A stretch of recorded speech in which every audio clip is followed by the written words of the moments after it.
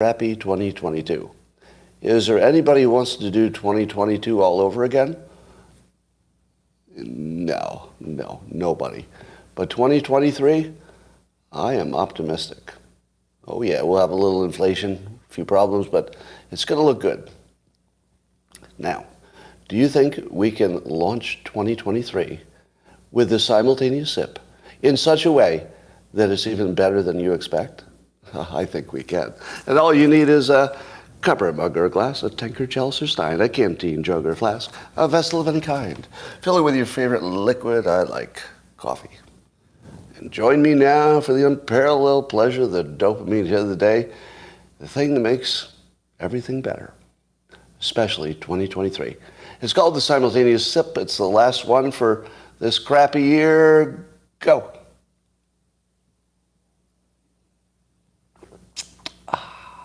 Now that's the way to go to the new year. That's the way to do it. All right. I saw a tweet today about a study that suggests that mental illness can be spread by social media. Do you believe that? Do you believe that mental illness? Now, I'm not talking about just. Let me clarify. I'm not talking about the experience of using social media that has, depression and mental health issues. I'm not talking about that. I'm talking about if somebody has a specific mental illness, and then they make a bunch of TikTok videos, because TikTok is what they looked at, and then other people who watch the person who has the mental illness come to believe they have it too. And then they adopt it as their identity. They don't just have a medical problem, but they are that person. They're the person with, and apparently Tourette's is one of them. That people are watching influencers with Tourette's, and their parents have to take them to the doctor because they act like they have Tourette's. Do you believe it? Does that sound like a real thing to you? Do the really test on it. Really? Really? It passes the really test. Yeah. I was tricking you because usually when I do the really test, I'm going to debunk it. No, this totally passes the really test. Really? Somebody sees social media and they copy it? Yes. Yes, very easy to believe. Have you seen the videos of dogs imitating the illnesses of their masters? Did you even know that was a thing? Apparently it is. There are a number of videos, you can see them on social media, where if the owner gets a limp, they hurt their foot and they're limping, the dog will adopt the limp as long as the person has it. That's a real thing. So you don't think that happens to people too? Now, maybe those videos are pranks or hoaxes or something, but the general concept is that people do adopt other people's mannerisms. It's pretty automatic. Let's talk about Trump's tax returns. Well, the walls are closing in. The walls are closing. Finally, the Democrats get what they've long hoped for. If we could only get his tax returns, it'll be like the Rosetta Stone. It will unlock the financial crimes throughout his empire. Finally, we'll find out all the bad things he's been doing all along, and now we know. Allow me to mention some of the bad things we found on his taxes. Number one, he made large charitable donations. I know. I know. You used to like him. A lot of you were like pro-Trump. You're like, I used to like him. Are you serious? He made large charitable donations? Well, the story is that they were so large that there's some question about whether they're substantiated. But am I wrong that they used to mock him for not making enough of a charitable contribution? Aren't they mocking him both ways? Once when he didn't have much, and now when he has a lot, and they're mocking him both ways. Pick one. Pick one. How about this? Oh my God, this is terrible. the Trump organization has lots of overseas businesses, and one of them has I can barely even say it, a bank account in China. There's a bank account in China. Of course, it was fully disclosed when Trump ran for president, so it's not a new bank account. It's one he fully disclosed when he ran for president. It's just associated with some business over there. There's no suggestion there's anything wrong with it, but it still made it a headline in CNN. So CNN treated it as a headline before basically saying there's nothing to the story. How about this? Oh no. Trump made small loans to his children, and they paid back interest, and the interest was in round dollar amounts. Wow. So that's pretty damning. Round dollar amounts. Very suspicious. So they're concerned that he may have been trying to dodge gift taxes. Okay. That's like the smallest financial crime of all time, trying to dodge gift taxes. Now, there's no indication that what he did is illegal. That's a different story, because everybody tries to dodge taxes, but you dodge them in all the ways that are legal and available. So there's no indication it's illegal, just it raises a question. It raises a question. Then there's his helicopter revenue and expenses exactly matched. Why does he have helicopter revenue? Was he renting his helicopter out?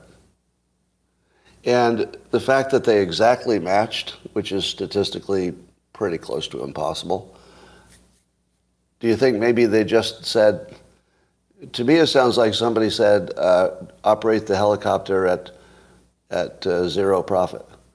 And so somebody just, played around with the numbers until it was exactly the same. It doesn't mean any of the deductions were illegal. That's not suggested by anything. It's just that the numbers were the same.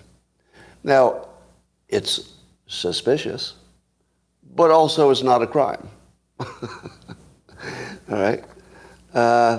This is bad. There's no sign that he donated his presidential salary to any charity like he said he would. I think one year maybe it showed and the other years not.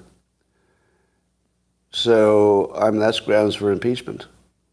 He said he'd donate his charity, but in the context of losing millions of dollars, at least on paper, he did not.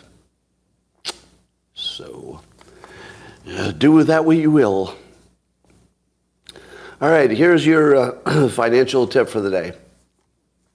You're going to see lots of articles discussing Trump's taxes and the losses that he's had from 2015 through 2020. Apparently he had tens of millions of losses each of those years on paper.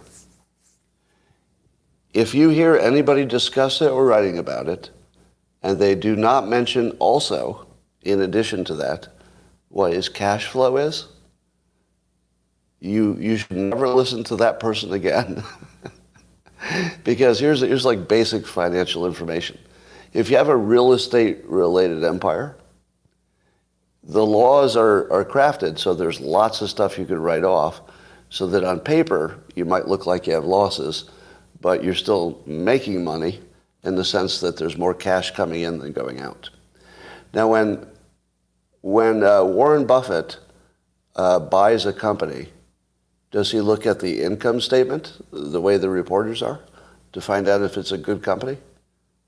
Nope, he doesn't look at the income statement. So Warren Buffett, he looks at both, but he's primarily interested in the cash flow. Okay.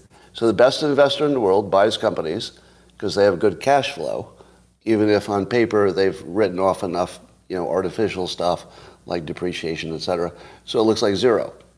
That's like a really good investment. So just think about this.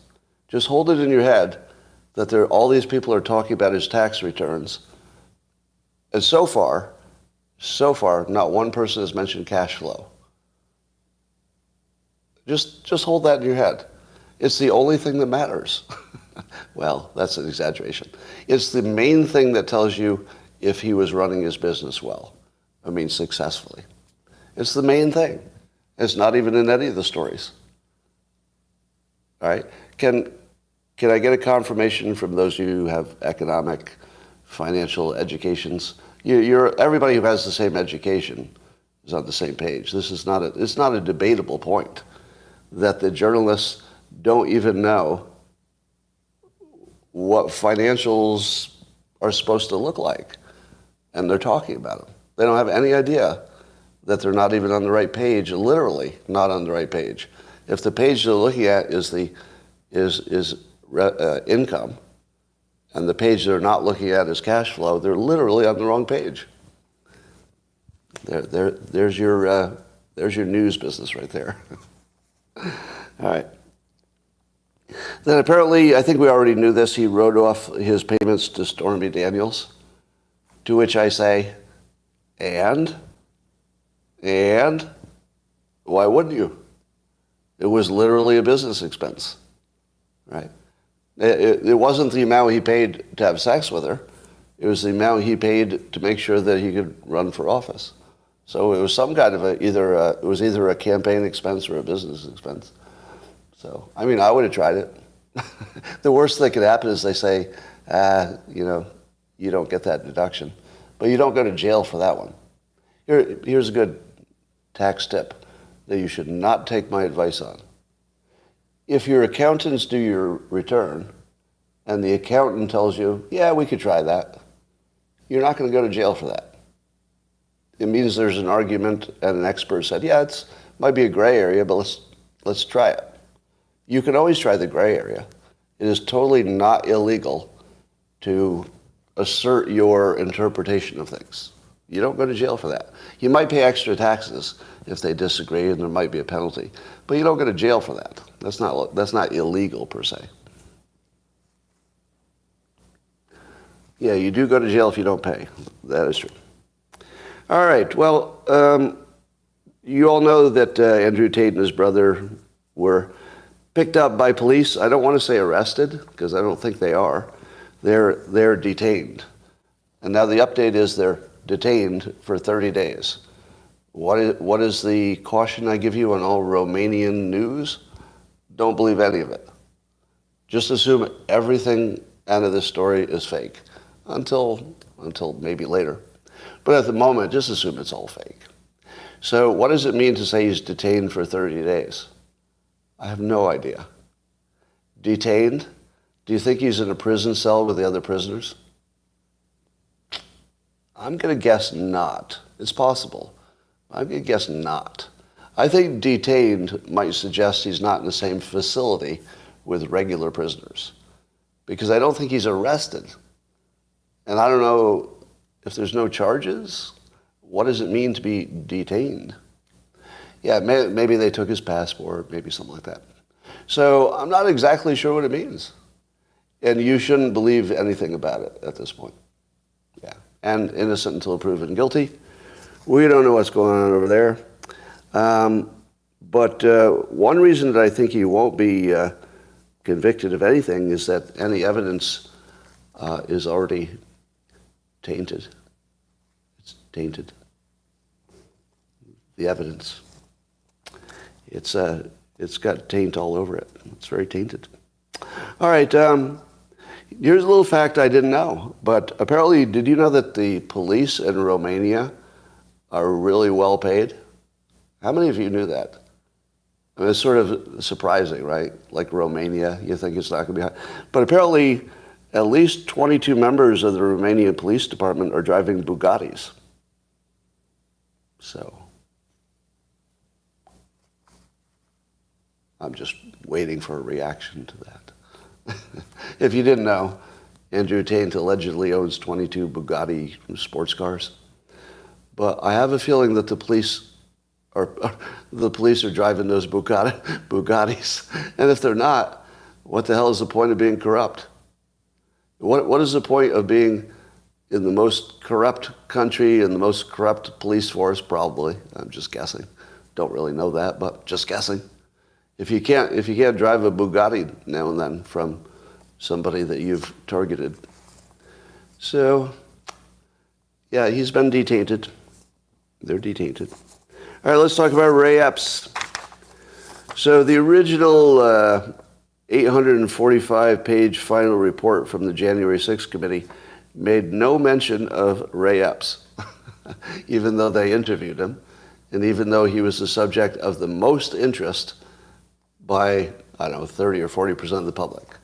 The single thing we wanted to know the most, a segment of the public, no mention. But now we're getting some transcripts. Would it surprise you to know that the transcripts are being interpreted just like it's two movies playing on one screen, and everybody's seeing what they want?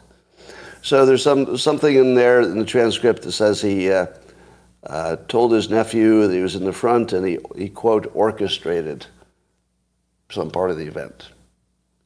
So that means he's FBI Fed, right? Now, he was asked directly, did you talk to the FBI? Are you a federal agent? Did you work for the CIA, any intelligence agencies, police force? So they did ask him those questions. But isn't it interesting that the FBI wouldn't answer the question? Because he said no, he doesn't work for the FBI. But when Christopher Wray was asked if he works for the FBI, he wouldn't answer. Now, is that only because he doesn't want to answer the next time he's asked? Because the next one might actually be somebody who does work for the FBI. Is he just laying down the rule that we don't answer that question? Is that what Wray was doing? Maybe. I mean, that wouldn't be crazy. But it sure looked like the FBI had a different opinion of whether he worked for them. Or maybe Wray didn't know. And it's possible he didn't know, one way or the other. He's an asset, not an employee. Yeah, we know he was not an employee. That part we know. So if I say working for them, I meant, not directly. Well, so I read the transcripts and I did not see evidence that Ray Epps was a Fed. What did you see? When you read it, did you see evidence he was a Fed? Tell me your interpretation. And I'm not saying that he is or not. I'm saying that the transcript didn't really shed light on that. Why'd you get so quiet? I thought I was going to get quick answers to this. Didn't clear it up. It didn't clear it up. That's true. It didn't clear it up, but it also did not provide any evidence that he was anything but a concerned citizen. So if I had to bet at this point, I don't know, it's kind of a coin flip for me. I would say there's no direct evidence, but even though he's innocent until proven guilty, and so far that would make him perfectly innocent, we do have a couple of questions, don't we? Question number one, why was he not arrested when he's the most clearly guilty person at the whole event, well documented? There was no answer for that, was there? Now, is that Ray Epps' problem that he wasn't arrested? Is that something that Ray Epps needs to answer to? No. That's the government needs to answer that question, why he wasn't arrested. Now, what's the second question? Why couldn't Ray say, no, he's not an asset? Why couldn't he answer that question? Don't know.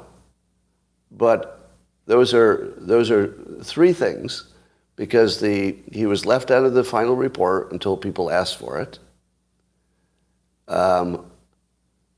He wasn't arrested, and Ray refused to say he wasn't an asset. So all of our suspicion is on the side of the government. Is the government innocent until proven guilty? No. Only Ray Epps is innocent until proven guilty. So I declare Ray Epps, under the Constitution of the United States, totally innocent, just like the Tates are totally innocent, but in a different country, until proven guilty. But let's talk about that government. Government is guilty, because they're not giving us transparency, and they're clearly covering something up. I don't know what, but you should assume the worst, right? You, as a reasonable citizen, you should say, effectively, the government confirmed it, which is different from saying they confirmed it. Say, effectively they did, by failing to be transparent. A failure to be transparent and a clear unwillingness to be transparent has to be interpreted as a confession. Doesn't mean it is, but it also, same way the citizen might actually be guilty. But your system has to assume you have to assume the citizen's innocent, and you have to assume your government is guilty when they act guilty, right? If they weren't acting guilty, then there's nothing to suspect. But we should start talking that way. Instead of saying, I know Epps is an asset, you don't know that. That doesn't sound persuasive. Instead say, the government has effectively confirmed it by not addressing it. Done. There's nothing else you need to say. You don't have to show your work. You don't have to show your evidence. You don't have to make an argument. Just say the government has chosen not to give us transparency. You have to, as a practical matter, treat that as a confession. Try it. All right. So I was seeing a year-end review about fentanyl, and it was mentioning all the fentanyl deaths, et cetera, which we talk about too much, unfortunately. But at this point, consistent with my theme, give me one good reason the United States has not flattened the cartels. One reason. Don't have enough money? No, that's not a reason. We have plenty of money for war. We've never run out of, no, we've not, corruption, there we go. Corruption is the only explanation. Let me say that again. The reason that the United States has not moved militarily against the cartels, we're down to only one reason, right? If we had not exhausted all other possible reasons, then I wouldn't say that. But we've exhausted, does the government understand it's a huge problem? Yes. So there's no question about how big the problem is. Do they think that these deaths are, relatively accurately counted? Yes. I mean, maybe not within 10 or 20%, but enough to make decisions, right? So we have accurate information. We know the problem is growing. We know that our government knows its problem, and one of the biggest ones. They know the voters want it dealt with. They know how to start wars, and they know how to flatten the cartels, and they know where it's coming from. Give me any reason we're not doing it except corruption. It has to be corruption, right? Now, again, if your government gave you a different explanation, well, then I would weigh that and say, okay, I don't know one way or another, but they've explained it, and that is their obligation. So I would be tentatively supportive if they had a reason that passed the sniff test. But they're not giving a reason. They're not giving a reason. If they don't give you a reason, you have to assume corruption, because that's the default. Remember, the government is guilty unless they're transparent. So if you suspect that corruption is the problem and they don't do anything to, talk you out of it, that has to be your working hypothesis. As a practical matter, the government has said that they're too corrupt to deal with it by their actions, right? I'm not blaming any specific person, but it's obvious that corruption is the problem, because there is no other offered explanation. No other explanation. Now let's talk about banning TikTok. Does everyone in the government know it's a problem? Yes. Do they know how to stop it? Easily. Executive order tomorrow. Is anybody, even one person, arguing that we should not ban it in the United States? A politician? Nope. Not one. There's not a single person on the other side of the debate. And yet, it's not happening. Is there any explanation other than corruption? If they have one, I invite them to give it to me and I will weigh it.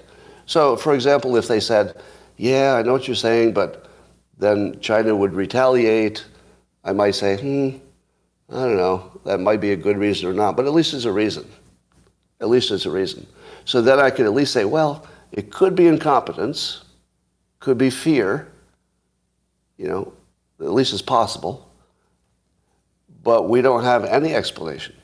No explanation. It has to be corruption. And again, I could be wrong, but it has to be your operating hypothesis. The operating hypothesis is that it's corruption, even if it isn't. What else is going on here? So here's a story that the locals subscribers have already heard, but if you don't mind, I'll sort of summarize it for the rest of you. You know that, or maybe you didn't know, that maybe a week ago I tweeted that you should never debate Elon Musk on Twitter. And then within the week, I found myself in what looked like a debate with Elon Musk on Twitter about whether the WEF and Bill Gates really wanted to decrease the population of Earth. I say no, and it's crazy to imagine that they did. What they want to do is decrease the rate of growth, which is perfectly sensible if the way you're doing it is by making people richer and healthier, which actually does reduce their population growth. So Elon Musk weighed in where I was questioning whether there's really an elite group of people planning these bad things. And Elon Musk said this, and I said that the people on the right believe that the WEF wants to depopulate. So it's a hoax that the right believes. And Elon Musk replied, "This is neither a right nor a left issue." And then he said about me, "Run antivirus software in your brain." All right, what? And as I told the local subscribers last night, when I saw that Elon Musk had insulted me on Twitter, I thought, well, how many people are going to see it anyway? And so I checked his user count. 124 million people. 124 million people, and every member of the press watched him call me a dipshit. How was your day? How did 2022 end for you? Well, that's how it went for me. Now, and to top it off, not only did he, dunk on me and call me a dipshit, in a manner of speaking, but he did it a week after I said you should never debate Elon Musk on Twitter. Now, there's an ending to the story that's more favorable to me, but as I told the locals people, I encourage you to accept the fake news version of the story, because it's really fucking funny. Sorry, trying not to swear as much. 2023, no more swearing. I think it's hilarious, that version of the story, that I said you should never do it, and then I did it, and then he slapped me down. That would just be so perfect. So, by all means, accept that version of the story. If you'd like to know technically what actually happened, he had misinterpreted my comment to be about left and right when it was closer to the opposite, meaning that, as I explained to him, my entire point was that the left has a number of hoaxes, like the drinking bleach hoax, but hoaxes are not limited to one side, and that the right has their own hoaxes, and the belief that Bill Gates wants to depopulate the earth is at the top of the list of an obvious, well, I call it obvious, hoax. We'll talk about that. So that was my point. Anyway, once I clarified it on Twitter, then Musk confirmed his opinion that the WEF was not an Illuminati trying to do any of these bad things. In other words, completely agreed with me. And that what you see is just the result, the bubbling up of lots of individuals doing individual things. Now, and they said the reason he didn't go to Davos is they thought it'd be boring. That's the only reason he turned down the invitation. So the real story is that Elon Musk completely agreed with me that there's nobody who has power who's trying to depopulate the earth. Now, but he did say that it's a widespread opinion, that there are lots of people, environmentalists and stuff, who do want fewer people on the planet. That was not my point, although I think I was a little unclear, so that's on me. But my point was that nobody in power has that opinion, which I thought I said directly, but then I reread it, and I left a little wiggle room in the way I wrote it, so that's on me.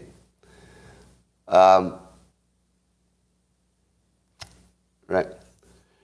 So, do you think, how many of you believe there's a video of Bill Gates at a TED Talk in which he said he wants to reduce the population of Earth by 10 to 20% because of climate change? How many of you believe that actually exists? Because somebody sent it to me today and said, here it is. And then I watched the video, and what do you think I saw when I watched the video? Did it say that? No. This entire thing is because people can't tell the difference between reducing the rate of growth, a good thing, versus reducing the number of people, a very, very bad thing. So it's only reading comprehension, or in this case, listening comprehension. And here's how you should have known that nobody meant to decrease the number of people on the planet. Here's the test for that. Nobody would say that. Nobody would say that, directly. And even the people you think are saying it, because Alex Epstein sent me a list of people who are influential thought leaders who he says do, in fact, think there are too many people. And so I read their quotes, and it's true. There are all these influential environmentalist names you've even heard, so they're influential enough that you've actually heard their names, who are saying directly, Earth can't sustain this many people. So that means they want to decrease the number of people, right? They didn't really say that. Now, I'm not saying they don't believe it, but the examples given were, for example, Michael Mann had a quote sometime that he thought we were already beyond the carrying capacity of the Earth. But he didn't say, therefore, reduce the number of people. That's an assumption. Because I could say the same thing. I think we're beyond the carrying capacity of the Earth. But that's different from reducing the number of people who are here. I don't want to do that. I don't want to give people vaccinations so they die, so there are fewer of them. That would be crazy. So the first thing you need to know is that anybody who says there are too many people, that's not the same as saying, well, I want to reduce the number of them. It says there's a huge problem. Two ways to deal with it. One is the way we've always dealt with it, which is innovate a way out of it.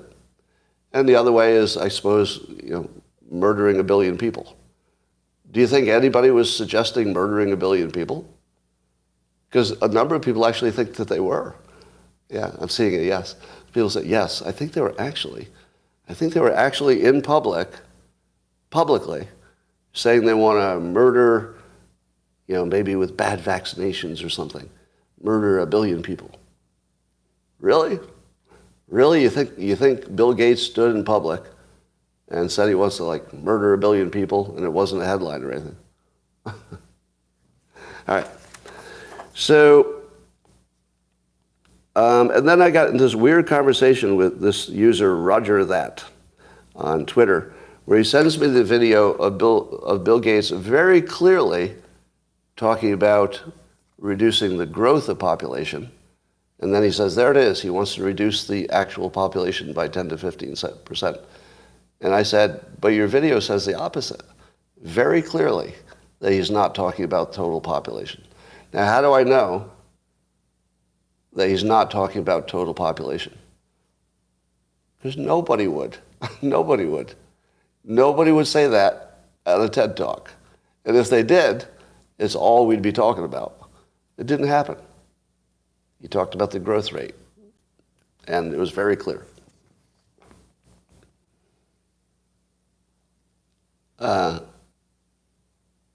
right. Yeah, let's see. So here are some of the environmentalists, the thought leaders who are pushing the idea that there are too many people, which is close to wanting to reduce the population, but it is different. Still, they're worth mentioning. So here's some of the names. See if you've heard of them.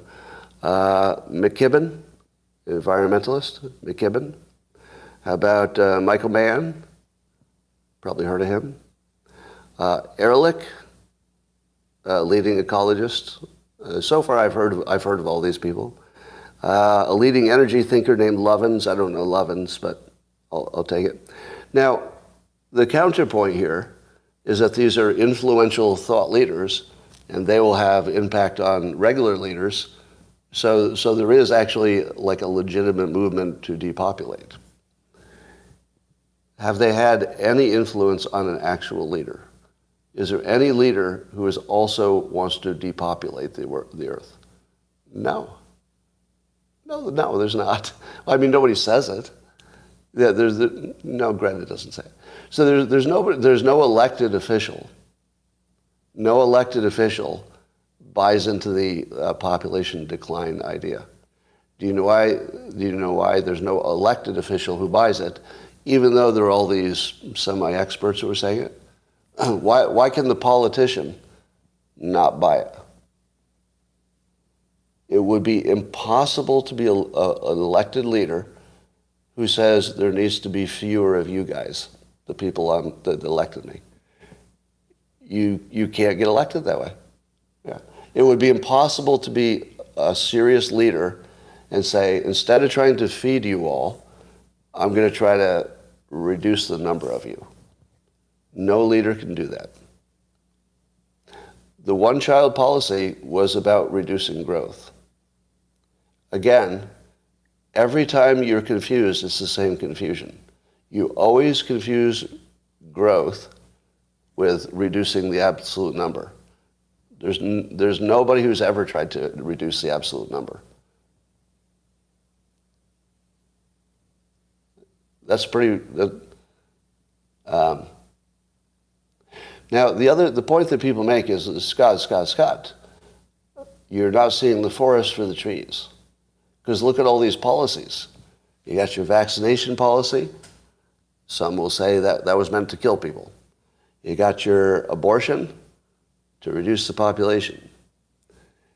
You got your legalized euthanasia to reduce the population, etc. Fentanyl to reduce the population. But doesn't that leave out some examples? Do you think in the recent years our government has done nothing to feed us and keep us alive? That is their main job. Mostly the government is feeding us and keeping us alive and educating us. I mean, maybe poorly, but 99% of everything the government does is to keep you alive. If 1% of those things are about managing growth rate, that's really far away from saying there's a pattern of reducing the number of people. That's not even in the same zip code.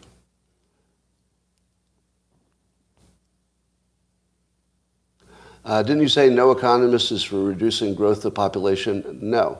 Every economist wants to manage growth rates.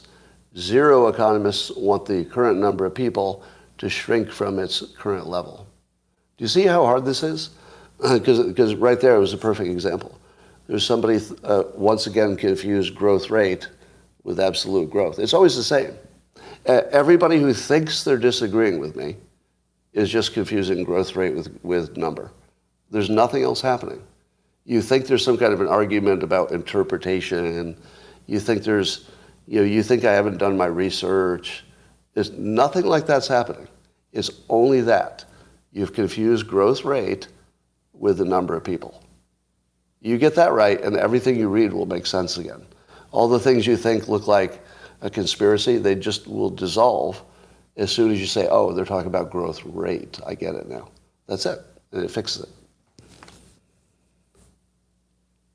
Why is God investing so much time to debunk the WF conspiracy theories? Excellent question. I have an excellent answer. Why do I do things that my followers won't like? Whereas it would be easy to agree with them. I could make much more money by agreeing with you. You all know that, right? If I wanted to make money, all I'd have to do is listen to what Ben Shapiro says, and then listen to any other smart Republican, and wherever they both agree, I would just say those things. Because, if Ben Shapiro agrees with it, and, at least one other Republican, I'm just randomly picking people who are smart, right? And I just do that.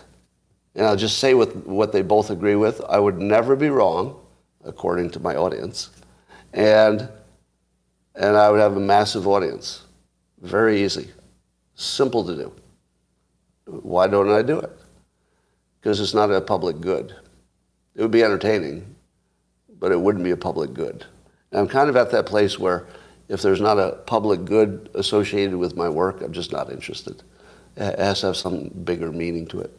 So the bigger meaning is this. I'm trying to create a small army of critical thinkers who are a level above the public. Because if I can create enough of you, then you will also teach other people, and maybe we're better at sorting out what's real and what's not. So that's why I do it. And the WEF thing is the most important one probably on the right, because the right needs to understand that they're also suffering from hoaxes of their own. They're not just being hoaxed by the other side. They're hoaxing themselves, and they're hoaxing themselves pretty hard. Both sides do that, of course. So there's a level of awareness thing. If your level of awareness is my team is right, and here are all my reasons, and the other team is wrong, you're not at a high enough level of awareness. I need to get you up to a level where you realize both sides get easily hoaxed, including me.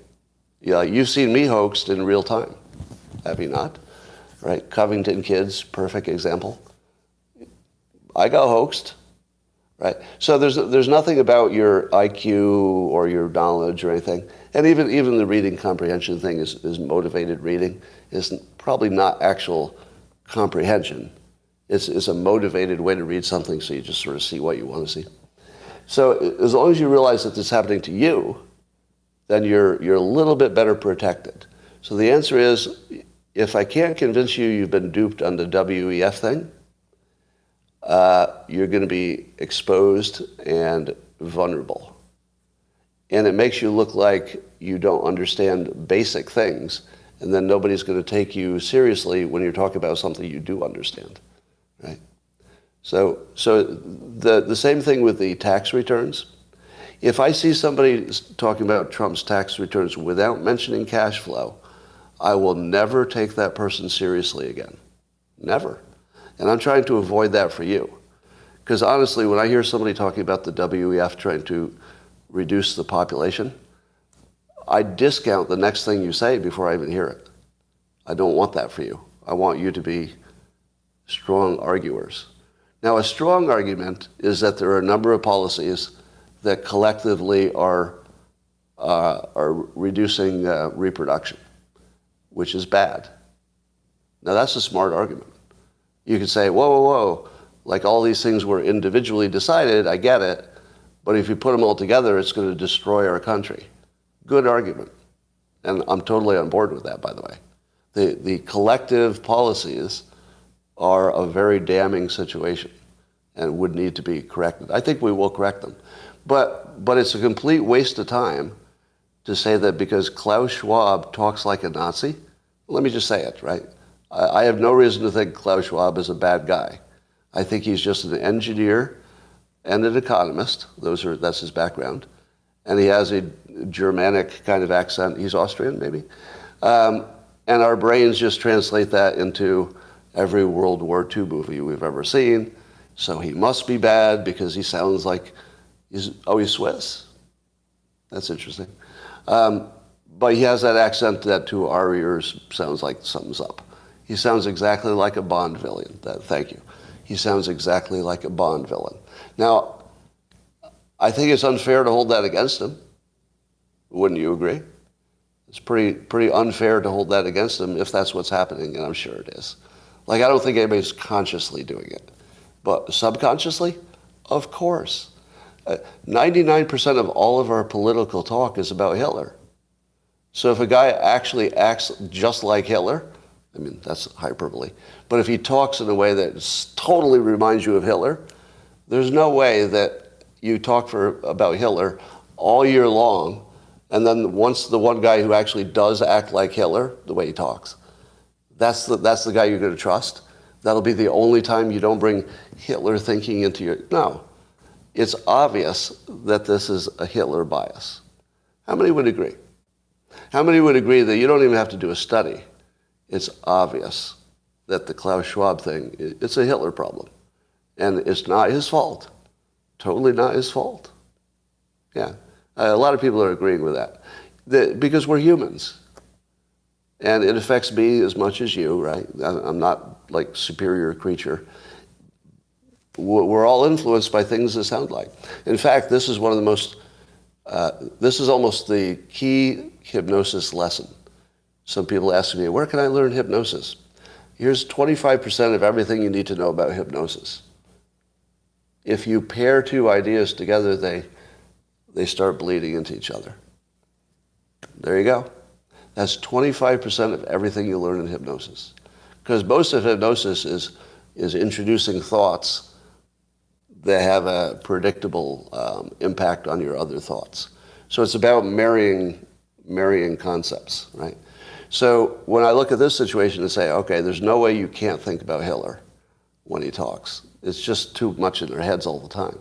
So there isn't any chance you're not affected by that. Same with me, right? There's no chance.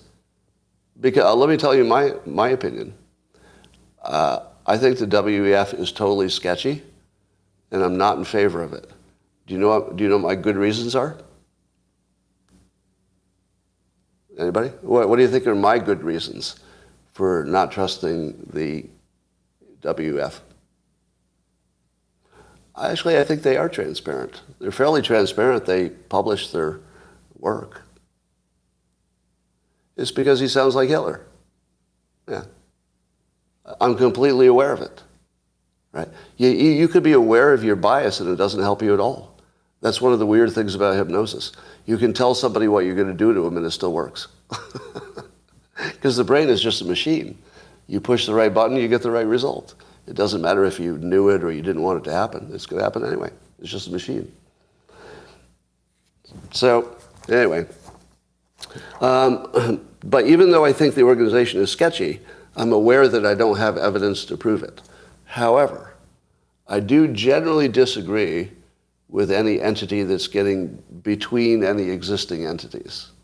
Like on a very meta level, you want the fewest number of people to interfere with your country and your business. On the other hand, is it crazy that the most influential people should get to know each other? You know, you could imagine that would turn bad, they would collude or something. But I feel like there's going to be more benefit than cost.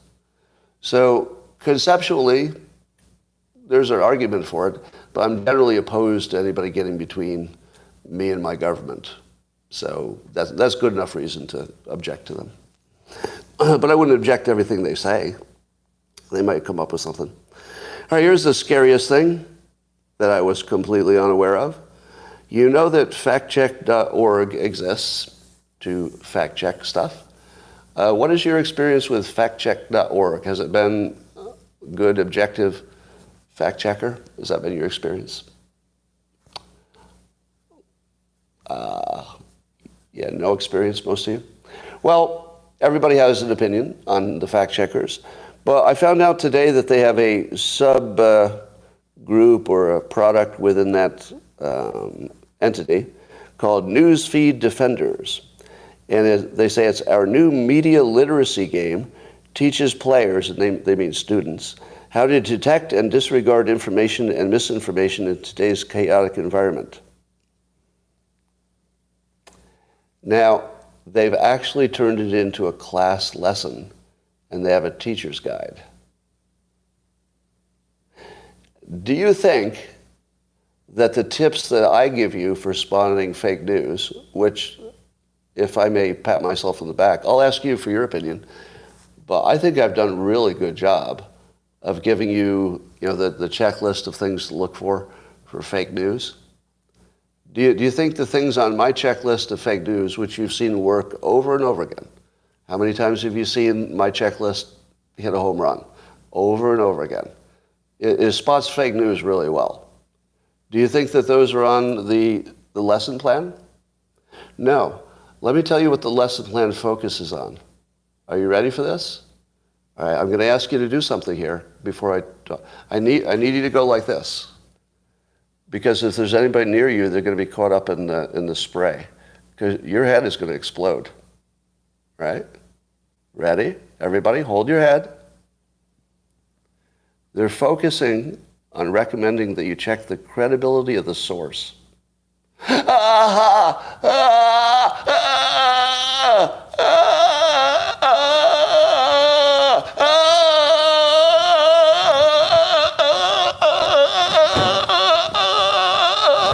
Okay, I'm better.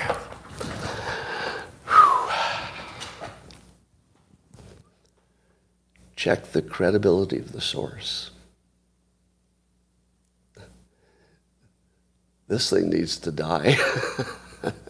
Is there anything I need to say about that?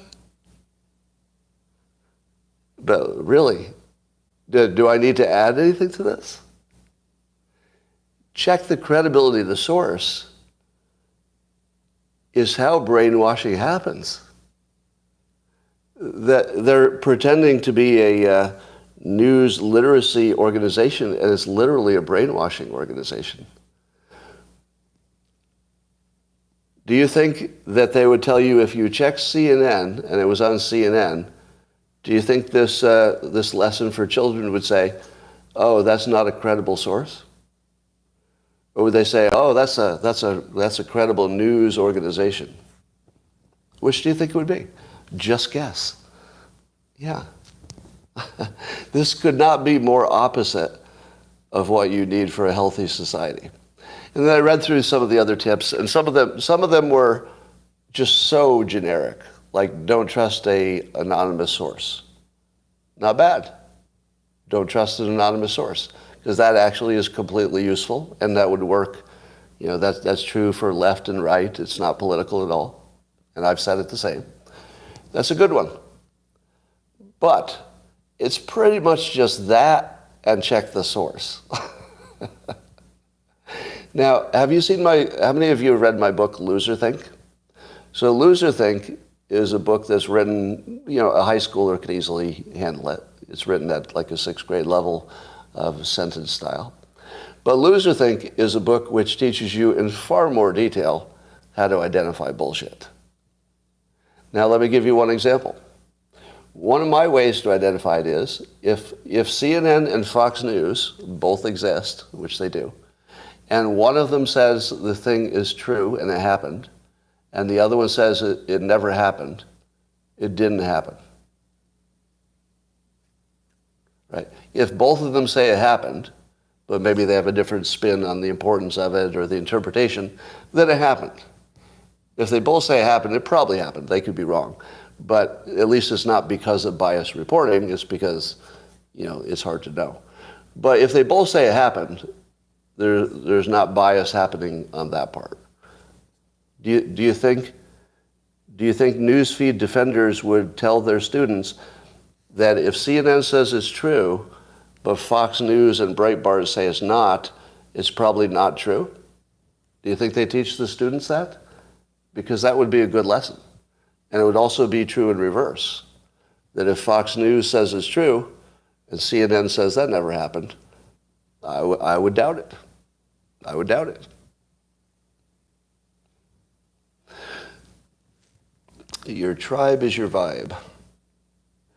Cringely embarrassed. Your water just broke. Really? Is that true? Bam Bam says her water just broke. If it's a boy, name is Scott. Does everybody agree? I feel if your water breaks while you're watching Coffee with Scott Adams, that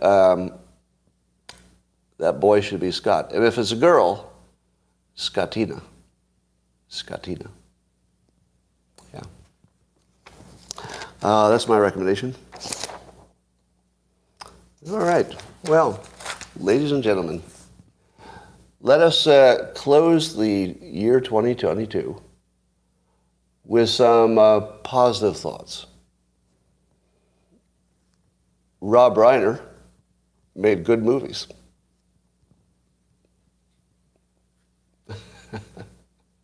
Let's see. What else can we say positive? Is there anybody else you want me to say something positive about? Do you want to challenge me to say something positive about, like, whoever the worst people are? Give me somebody terrible. Kamala Harris. She's in the game. That's the best I can do. Keith Olbermann. Oh, my greatest challenge. Keith Olbermann is good at getting attention. Justin Trudeau. Makes Castro look good. All right, Schiff. Reminds you not to stick the Q-tip too far into your ear. All right, who else? Sam Bankman-Fried. Reminds us to be careful with our money. Go. No, I can't do Hiller. No, good try. Good try. Barbara Walters. Yeah, she passed away. We like her. Zelensky. Zelensky has excellent fashion when it comes to T-shirts. I think he's a little too green, but I get why he does it. I think he should go more of the blues or the grays, but well-dressed, well-dressed. Sticks and Hammer, very successful show. Does excellent content. Greta. Greta is a witty tweeter. Klaus Schwab. Klaus Schwab. He's an economist and an engineer. Good for him. Hillary. Oh, you're challenging me now. Hillary. A good thing about Hillary. She's not running for president again. Yay. Yay makes great music. Epstein. Okay, that was a tough one. Epstein. He was nice enough to kill himself. Or did he? All right. Jim and She. All right, pass. All right. So I'd like to reiterate my appreciation for all of you, quite genuinely. And I hope you all have a great New Year's celebration. And I hope you'll see me in the morning, but if I don't see you in the morning, I'll understand. I'll understand. And has anybody made any New Year's resolutions? And if not, I'd like to make some suggestions. Here's a New Year's resolution for you. Read one self-help book. It doesn't have to be mine, right? The best one in the world is mine. Had to fail at almost everything and still win big. But it doesn't have to be mine. So I'm going to say that your New Year's resolution is to read at least one self-help book, more if you can. And here's why. When you do something, that's who you are. Thinking about something doesn't make you that person. Doing something, well, that's who you are. If you read a self-help book, what does that make you? What does it make you if you read a book on self-help? It makes you a seeker. You are a seeker of better ways. You're a seeker of better systems. You're a seeker of better performance. And that, ladies and gentlemen, is the biggest change that you could ever make to benefit your life. It's not what you think or what you plan, it's what you do. If you want to be a seeker, because a seeker is who's going to build a talent stack, a seeker is going to work through their own illusions, a seeker is going to find out what really works and what doesn't, a seeker is going to build a talent stack. So don't think about being one, be one. It's a very low bar, and it's like an entry level toward a full, self-improvement path. But do the easiest thing first. One book that you wanted to read anyway. Maybe you get a trip or something. It doesn't have to be like every weekend. Just one book. Now, my book is a perfect toilet book. I write them that way, actually, intentionally. So every chapter is about one bowel movement long. That's good engineering. And so you could just leave it in your bathroom and read a chapter a day, and you'd be done in a few months, and your life would change. Now, my experience has been that successful people often are reading books on success. Have you noticed how many successful people, and this is my exact story, when I was young, I said to myself, all right, my family doesn't have riches, so I'm not starting with any advantage. And I thought, okay, how do people succeed if they have nothing to start with? And so I thought, well, there must be people who know how to do this, because people have done it. So I would read everything I could. Like every time I saw a book that was like how to get rich or be more effective, I would read it. And usually it doesn't take long, because you can glean the big picture fairly quickly. You can read it from newspaper articles and stuff.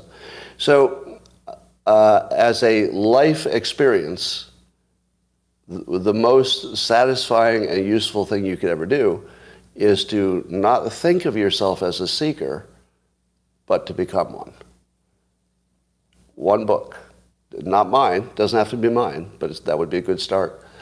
Just read one self-help book, and if it works for you, like if you say, my goodness, that actually looks like it could make a difference, then read a second one. If the first one doesn't do anything for you, probably books aren't going to be your thing, right? But if you read a book on self-help and you think, I got like 2 really good ideas out of that, read another book. It's going to be 2 more. I'm not totally sold on Rich Dad, Poor Dad because the author is hawking silver. Remember what I told you about how topics bleed over into other topics? Because I don't think it's ethical to sell gold or silver or to be a promoter of them, because they're not really predictable assets. I wouldn't mind if he promoted index fund. Index fund is just good hygiene for your investments. But commodities, even if it turns out to be right, that's a credibility hit, because he's accepting money to do the commercials. So that puts you in a different category of credibility. So I wouldn't put that one on my list. However, a lot of people have read it and said they got good stuff out of it, so use your own judgment. Ego is the Enemy by Ryan Holiday. Have you ever heard me say that? Ego is the enemy? You know where that comes from, right? Yeah. I think that came from me, but I don't know. Maybe there was somebody who said it before both of us. But I think, did Plato said that? The Stoics said that? Did they say it exactly that way? Ego is the enemy? Or Dune said it? Aristotle said it? Yeah. Now, I'm sure that lots of people have said you should manage your ego. But did they actually say your ego is your enemy? Because that's what I say. Oh, they do. They say it exactly. Huh. I always wonder if, 30 years ago I heard that somewhere and then I thought I invented it myself. Because you really can't tell. Diogenes said it. Jimmy Jones said it too. I guess a lot of people said it. All religion says it. Yeah, not as directly with those words, though. All right. It's an old idea, of course. It was only the phrasing of it I was questioning. All right. Ladies and gentlemen, this concludes the best live stream you've ever seen in 2022. Probably will keep up the excellence tomorrow. You listen to me, what does that make you? The smartest person in your family, for starters. All right. I'm going to say goodbye to YouTube, and I'm going to talk to local subscribers a little bit more. Bye for now.